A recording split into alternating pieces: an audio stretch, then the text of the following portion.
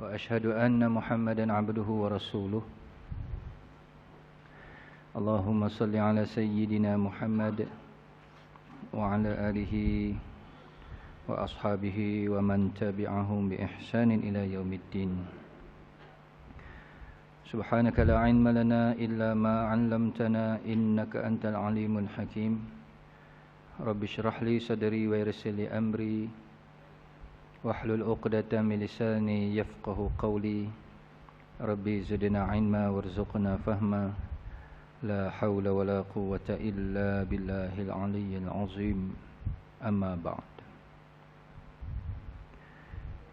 Tuan-tuan, puan-puan, para hadirin muslimin muslimat sidang jemaah, mudah-mudahan kita dirahmati Allah. Alhamdulillah, syukur yang tidak terhingga kita rafa'kan ke hadrat Allah. Pada pagi ini dapat kita bersama-sama untuk menyambung pembacaan kitab Nasaihul Ibad, nasihat-nasihat kepada hamba-hamba Allah. Muka surat 134, nasihat yang ke-14. 134.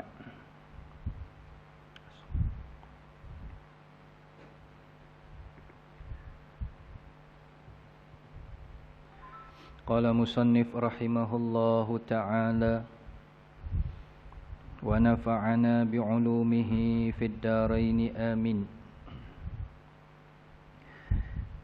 Diriwayatkan dari Hatim Al-Asam. Kalau ejaan Arab ni ha pedas Hatim. Hatim Al-Asam radhiyallahu an, beliau berkata,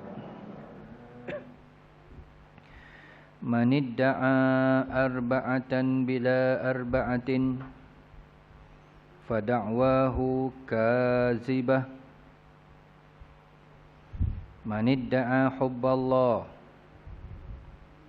walam yantahi an maharimillahi ta'ala fada'wahu kazibun, wa manidda'a hubban nabiyyi sallallahu alaihi wasallam wa karihal fuqara wal masakin fada'wahu kazibun, wa man idda'a hubbal jannah wa lam yatasaddaq fada'wahu kazibun, wa man idda'a khawfan nar wa lam yantahi 'aniz zunub fada'wahu kazibun.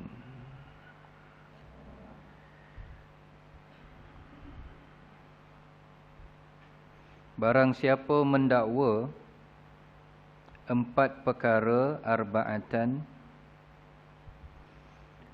tanpa 4 bukti, maka dakwaannya itu kazibah, adalah dusta belaka.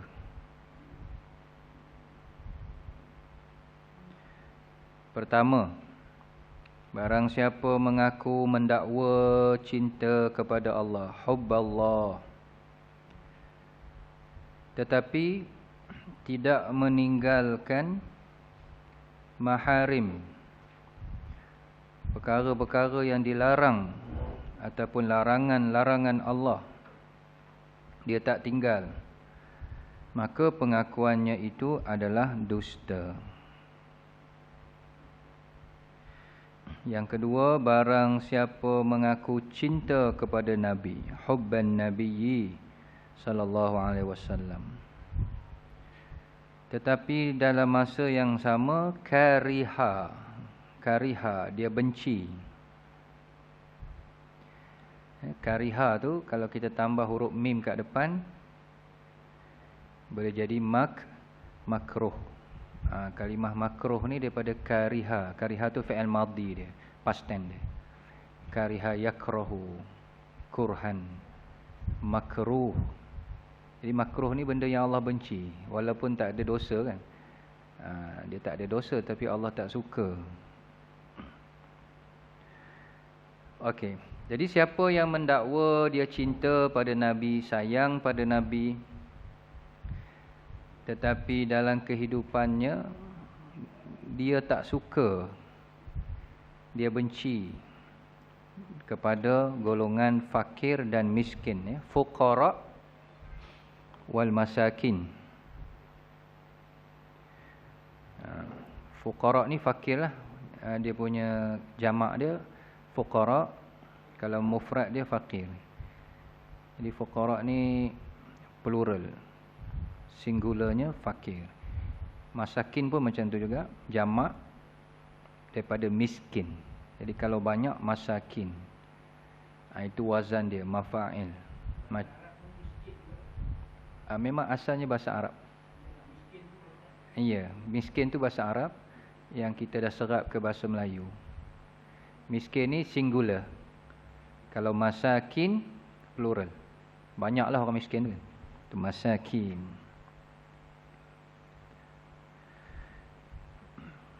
Fada'wahu kazib, maka dakwaannya itu dusta, pengakuannya itu dusta kalau dia tak suka dengan orang miskin. Yang ketiga, barang siapa mengaku mendakwa cinta syurga, maknanya nak masuk syurga, nak sangat masuk syurga, tetapi tidak mahu bersedekah. Walam yatasaddaq. Yatasaddaq tu sedekah lah. Tasaddaqa yatasaddaqu. Asalnya yatasaddaqu. Kalau kita belajar bahasa Arab kan, tu fi'il mudhari', present tense, qaf tu baris depan sepatutnya, yatasaddaqu. Tapi di situ baris mati sebab ada kalimah lam sebelumnya. Ada lam tu. Tu dipanggil amil jazam. Fungsi lam tu mematikan baris selepasnya. Walam yatasaddaq. Tidak mahu bersedekah, maka pengakuannya itu juga dusta. Fada'wahu kazibun. Dan akhir sekali yang keempat, barang siapa mengaku mendakwa takut khauf, takut azab neraka Allah, tetapi tidak meninggalkan dosa-dosa az-zunub, ya, terus, maknanya terus mengerjakan dosa, buat dosa, bergelumang dengan maksiat, maka pengakuannya itu juga dusta.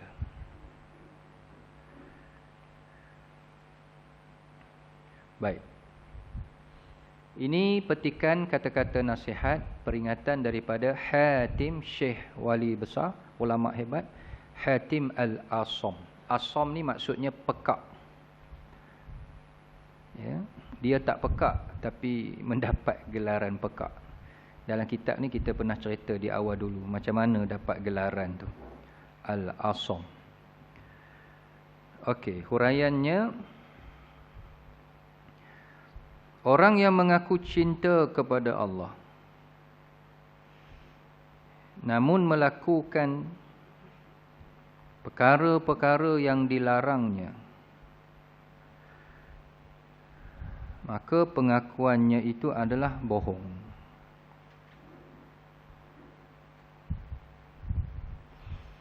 Jadi jelaslah kepada kita bahawa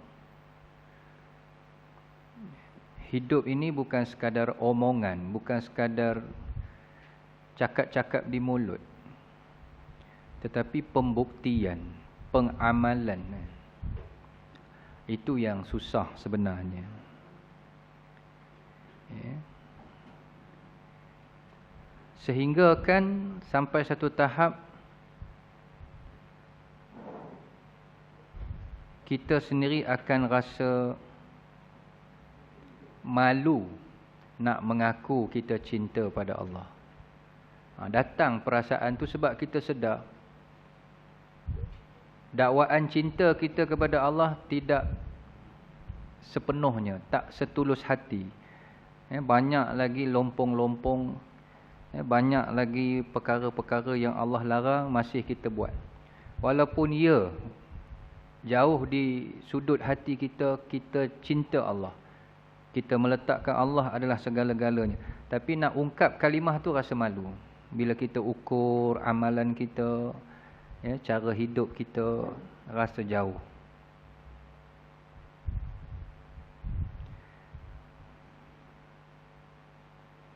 Jadi seperti yang kita sebut pada kuliah-kuliah yang lalu, menekuni kata-kata Syekh Hatim ni, seseorang yang mengaku cinta Allah tapi dia buat benda yang dilarang, maka pengakuannya bohong. Kalau kita nak guna bahasa yang ringan sikit, kalau yang ni berat kan, bohong, pendusta, kamu pendusta, tu dia. Kalau kita turunkan laras bahasa biar jadi ringan sikit, kita kata cintanya tak sempurna. Cinta Allah bukan tak cinta, tapi belum sempurna. Beriman tapi belum mencapai iman yang hakiki. Sebab tu dalam Quran Allah sebut ulaika humul mu'minuna haqqan, kan? Mereka itulah orang yang benar-benar beriman. Nak sampai benar-benar tu yang jenuh jugalah. Nak sampai tahap cinta yang benar-benar cinta tu. Apa tanda benar-benar cinta? Dia tinggal larangan Allah. Dia berjaya mujahadah, didik hati dia tinggal larangan Allah. Tu dia. Jadi cinta yang tak sempurna, belum mencapai tahap sempurna. Tapi untuk diri kita sendiri, boleh kita guna ayat ni. Siapa yang mengaku cinta pada Allah tapi dia buat benda yang dilarang, dia bohong. Supaya kita rasa macam bersalah. Supaya kita tak berani nak buat benda tak elok tu. Untuk diri kita. Sebagai satu medan muhasabah. Baik. Kemudian orang yang mengaku cinta kepada Nabi sallallahu alaihi wasallam namun membenci orang-orang fakir dan miskin yang dicintai oleh Nabi, sedangkan waktu hayat baginda orang fakir, orang miskin ni golongan yang sangat dicintai oleh Nabi.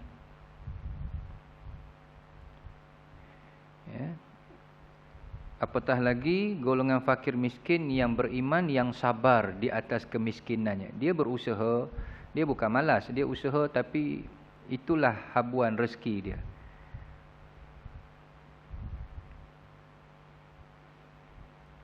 Sehingga Nabi pernah suatu hari apabila melihat sahabat-sahabat yang terdiri daripada miskin ni, orang miskin, terutamanya golongan muhajirin lah. Golongan muhajirin ni tuan-tuan, bila mereka berhijrah, ada yang berhijrah sehelai sepinggang. Ada yang hartanya kena tahan seperti Suhaib Ar-Rumi. Ada yang tak boleh nak bawa apa-apa. Sebab pergi pun sembunyi-sembunyi, nyorok-nyorok, bawalah apa yang mampu, yang seadanya. Jadi bila sampai Madinah, mereka ni golongan yang sangat miskin. Jadi suatu hari Nabi tengok dia orang duduk, berkumpul di Masjid Nabawi. Nabi gembirakan mereka dengan sebuah hadis. Nabi kata, orang miskin ni, mereka akan masuk syurga sekerat hari ataupun setengah hari lebih awal daripada orang kaya. Tu Nabi nak gembirakan dia orang. Lepas tu Nabi sebut sekerat hari atau setengah hari itu bersamaan dengan 500 tahun.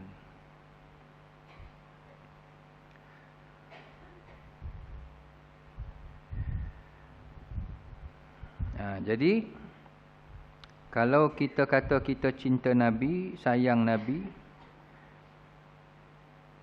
terutamanya bila menjelang bulan Rabiul Awal, kita pakat-pakat sambut Maulidur Rasul.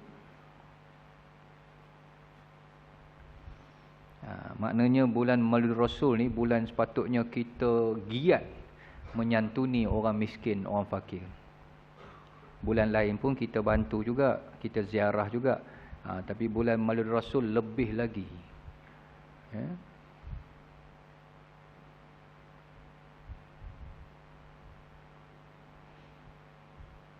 Dalam surah Kahfi kita baca ada satu ayat bagaimana Allah Subhanahu Wa Taala menegur Nabi kerana Nabi ketika itu didatangi oleh seorang pemimpin daripada Bani Mudhar, namanya Uyainah. Dia kata, ya Rasulullah, ataupun dia kata, wahai Muhammad, aku datang berjumpa kamu ni dengan tujuan nak mendengar Islam daripada mulut kamu sendiri. Cuba ceritakan Islam tu apa dia. Cuma masalahnya, kata Uyainah ni, aku kurang selesa sebab engkau dikelilingi oleh sahabat-sahabat yang miskin. Masa tu ada Bilal bin Rabah, Salman Al-Farisi, ada Ibnu Mas'ud dan beberapa lagi lah orang sahabat-sahabat. Jadi Uyainah ni dia golongan elit, pemimpin, golongan bangsawan lah apa semua. Dia rasa kurang selesa dengan kehadiran para sahabat yang miskin itu. Lalu dia minta Nabi supaya boleh tak sahabat-sahabat kamu yang miskin ni pergi jauh-jauh sikit. Biar kita je secara eksklusif. Nabi hampir-hampir nak menyuruh sahabat-sahabat ni macam pergilah ke mana-mana. Nanti dalam 10 ke 15 minit ke setengah jam datang balik. Nyarih-nyarih Nabi nak. Ibaratnya macam nak halau pun ada. Maka Allah tegur. Wasbir nafsaka ma'al ladzina yad'una rabbahum bil ghadati wal 'ashyi yuriduna wajhah tu kan. Itu ayat surah Kahfi, boleh cek lah. Wala tuti' man aghfalna qalbahu an zikrina. Allah kata walaupun mereka miskin, tapi mereka lah selama ini yang menjadi tulang belakang bersama-sama kamu wahai Muhammad.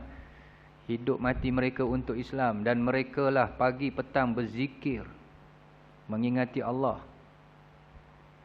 Jadi jangan kamu tunduk kehendak Uyainah tu. Jangan ikut.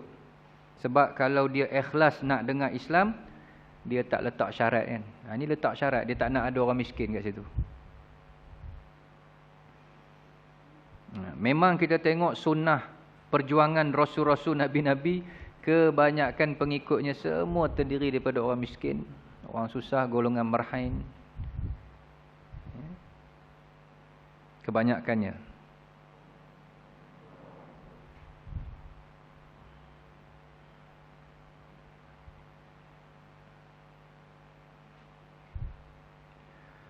Okey. Kemudian orang yang ingin masuk syurga.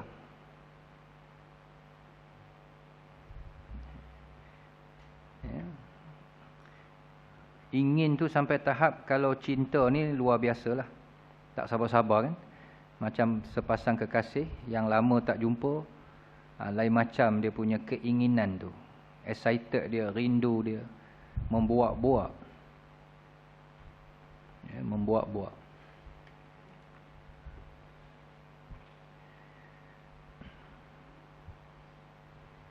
Namun dia tidak mahu bersedekah dengan perkara yang mudah baginya. Lalu pengakuannya itu adalah bohong, dusta.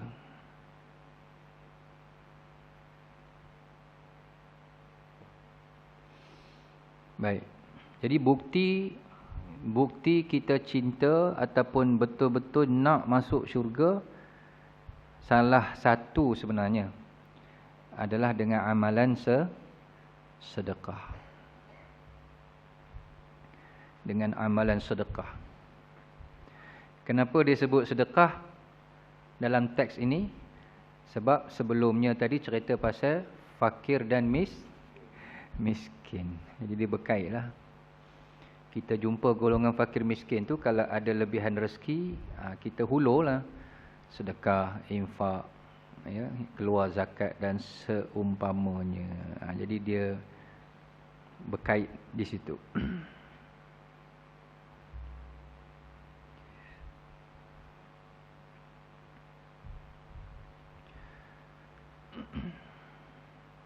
Kemudian akhir sekali, orang yang takut masuk neraka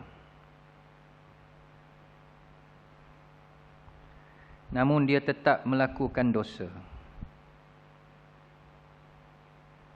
maka dakwaannya adalah satu penipuan belaka.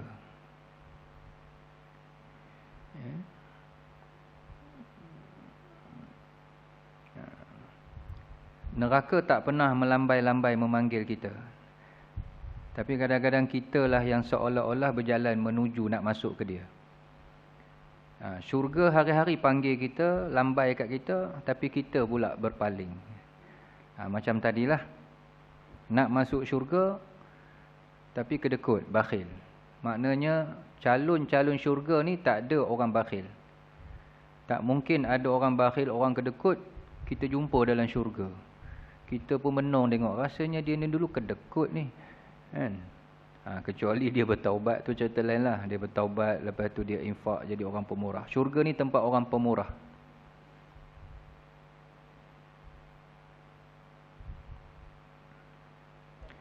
Ya. Yeah.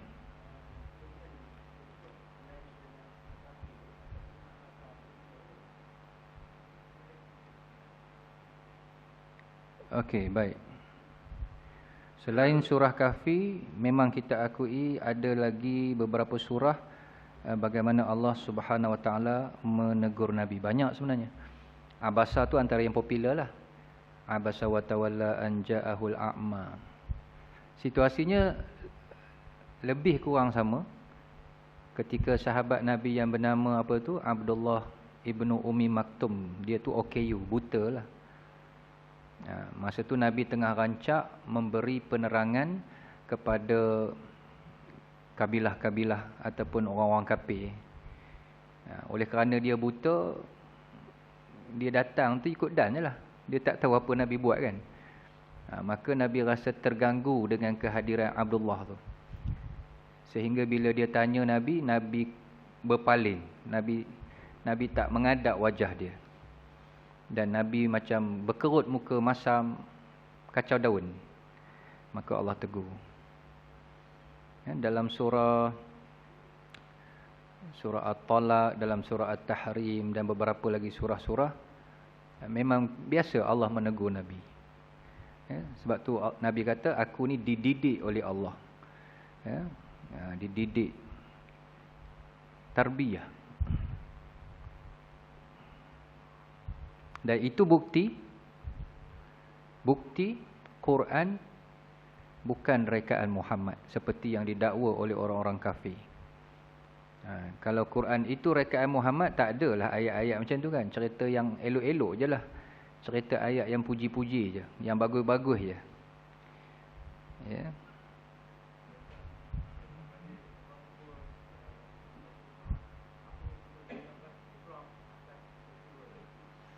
Baik.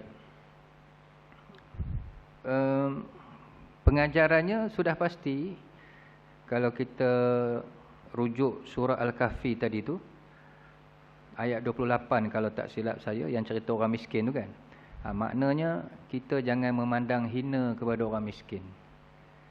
Ya. Sebab Allah sendiri menilai seseorang bukan berdasarkan kaya atau miskin, bukan berdasarkan pangkat dia, kedudukan dia, tapi Allah menilai berdasarkan iman taqwa. Itu mesej yang paling besar. Nabi pun sebenarnya bukan nak, tak ada pun perasaan menghina sahabat dia. Nabi melihat dari sudut, oh ini peluang ni. Oh Yainah datang nak dengar pasal Islam. Dia sendiri datang menyerah diri lah ibaratnya. Nabi nak ambil peluang.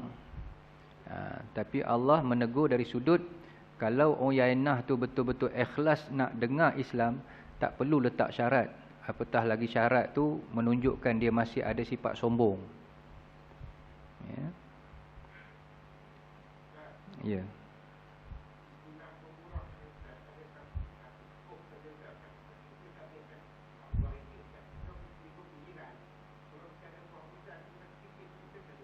Baik.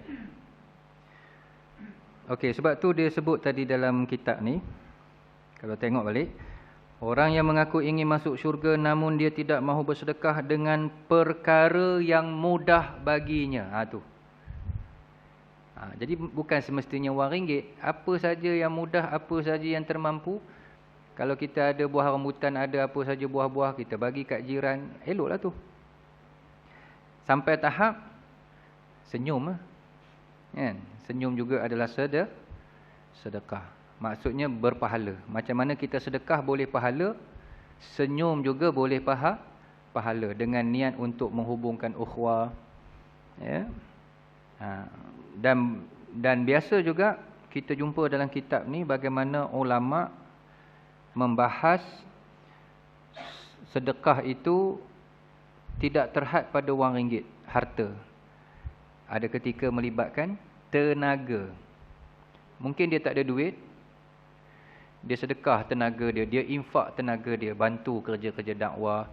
Ya, kalau di surau masjid, dia tolong untuk siap basuh itu ke basuh ini, cuci itu cuci ini, tolong misalnya. Ada orang infak masa. Kan?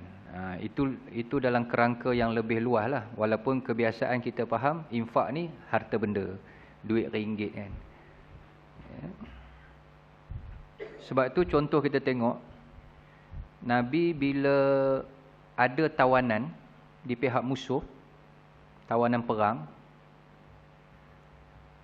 pertama Nabi bebaskan mereka dengan dikenakan bayaran kan. Nak bebas kena bayar duit. Tapi yang tak ada duit, apa nak dibuat? Nabi suruh mereka ajar anak-anak orang Islam menulis dan membaca. Dia ada kemahiran tu kan.